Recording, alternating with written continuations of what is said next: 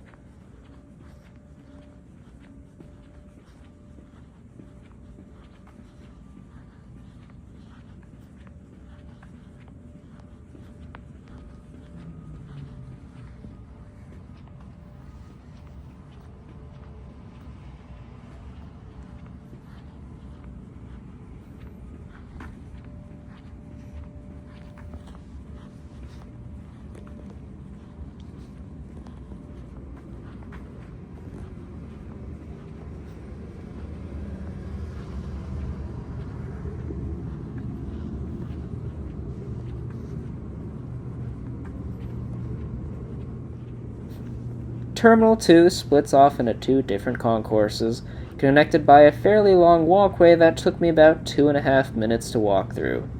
There are no moving walkways here. Arriving in the next part of Terminal 2, we have the D gates.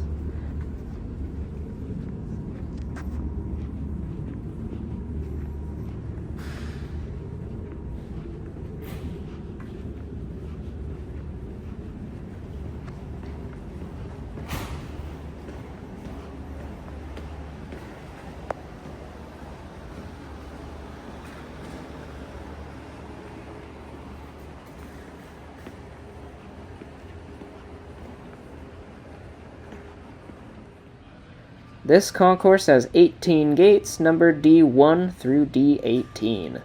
The terminal operates for airlines including Southwest at D1 through 5, United uses gates D4 through 18, and Air Canada flies out of gates D11 and 12. Many of these gates are considered common use gates. The concourse has an American Express Centurion Lounge located at the entrance, post-security, although it is not the most appealing or obvious from the front entrance. This side of Terminal 2 opened on April 14, 2011, with the likes of Virgin America and American Airlines, but has also shared its presence with Alaska and Breeze in the past.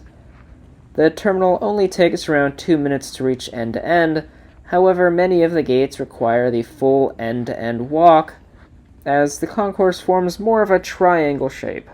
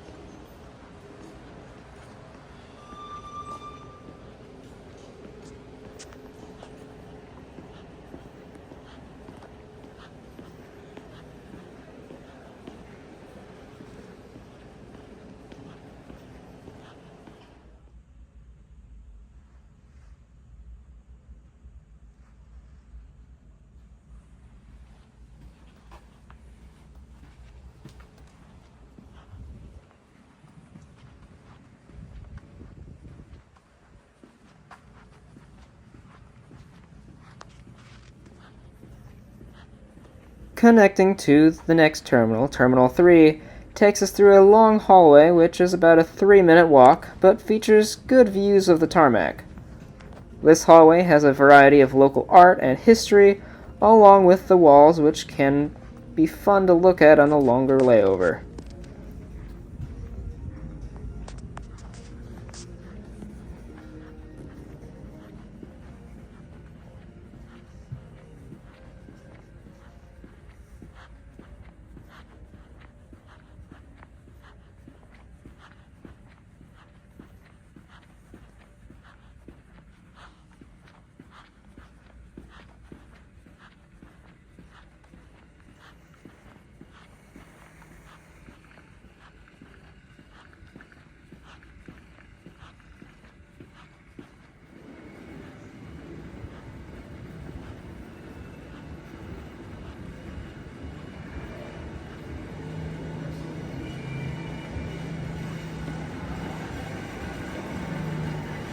Welcome to Terminal 3.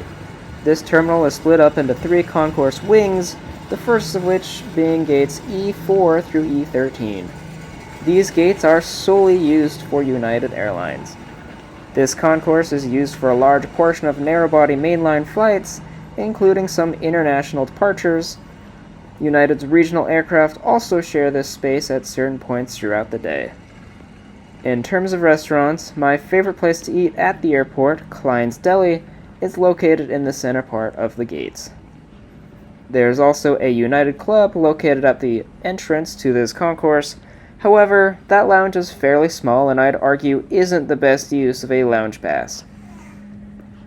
This used to be my favorite part of the airport back when it was freshly renovated around 10 years ago. Unfortunately, the area is starting to show its age and in some ways has lost its appeal to me personally.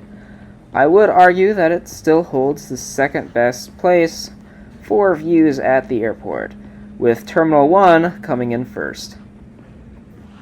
The concourse takes about 2 minutes to walk end to end, but do consider the lack of moving walkways.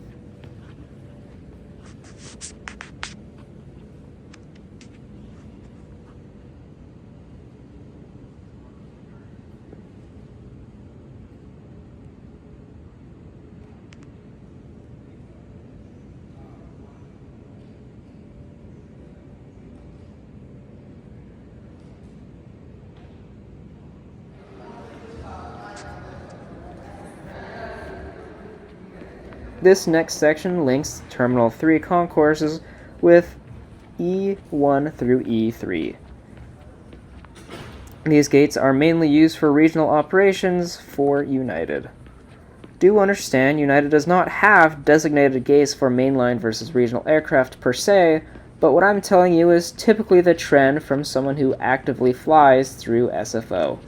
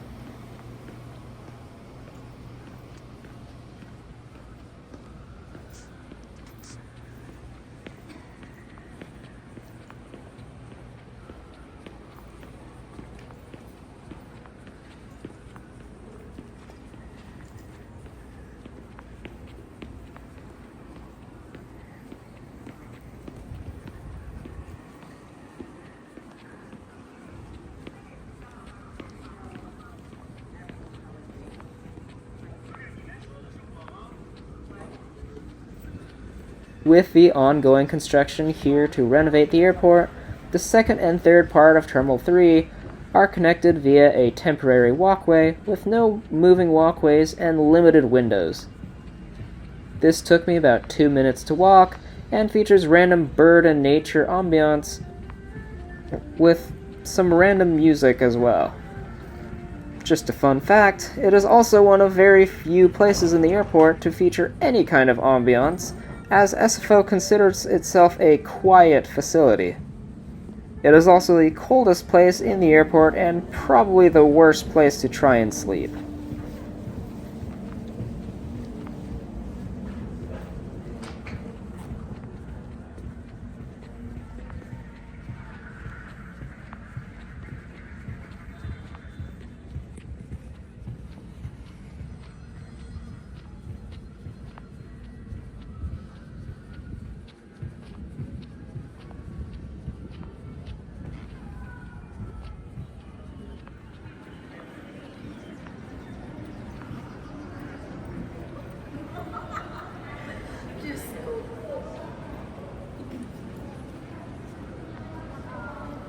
As we enter the main rotunda of Terminal 3, we are greeted with a variety of mostly restaurants as well as the singular United Club, which happens to be the largest United Club at SFO.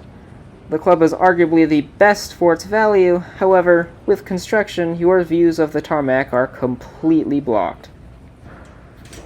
Carrying on to this smaller concourse of gates F5 through F10, this part of the terminal almost exclusively serves United's regional fleet and is also arguably the worst part of the airport with its lack of food options, space, and outdated amenities. On the bright side, it only took me about a minute and a half to walk end to end with no moving walkways.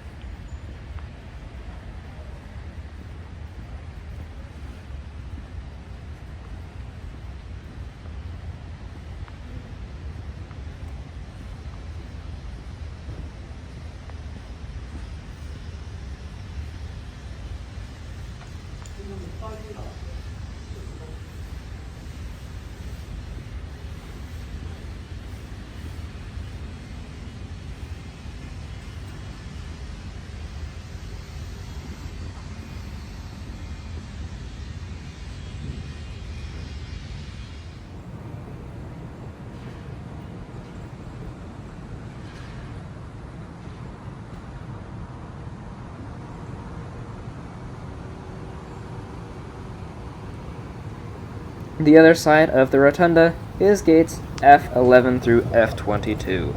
This concourse is much wider and has better food and retail options, and offers the largest variety of aircraft operations from a regional flight to Sacramento to mainline flights across the country, and even to some wide-body international departures. This is where you'll find most of the 757 and transcontinental operations, but do note that it is also one of the longest sections of the airport, meaning it could take nearly 3 minutes to go from end to end.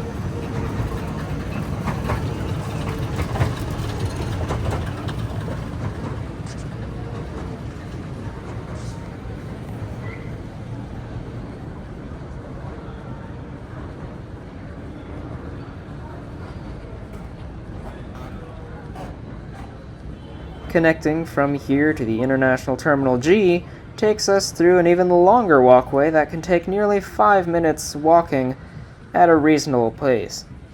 Do note that while these times do not sound high, when added together during a connection, can potentially lead to walks of nearly 20 minutes depending on what gate you are heading to.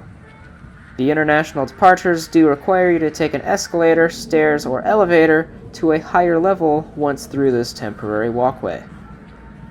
If you made it this far into the video, do be sure to like and subscribe, as this is a new style of content for me, so I'd love to hear your feedback in the comments.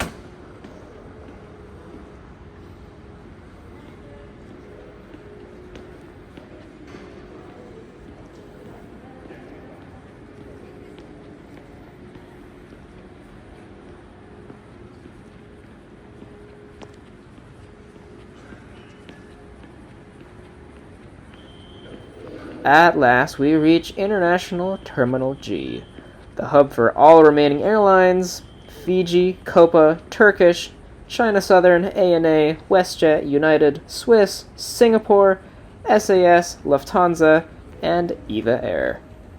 The terminal is home to gates G1 through G14, all of which mainly serve international arrivals and departures, using wide-body aircraft. While the terminal is fairly outdated, it still offers a nice selection of restaurants and retail, as well as a United Club in the middle and a Polaris lounge at the entrance.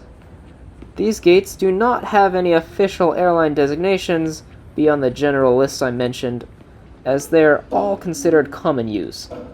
At the end of this concourse, there is an outdoor viewing deck which happened to be closed at the time of filming. This concourse took me nearly 3 minutes to walk through.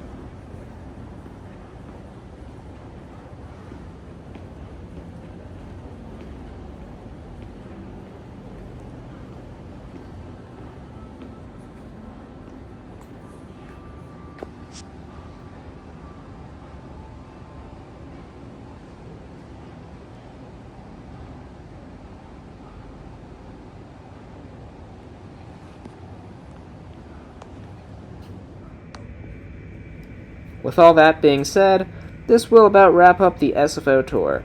I'd like to thank you so much for tuning in, and do be sure to like and subscribe, and I will be back soon with more epic content.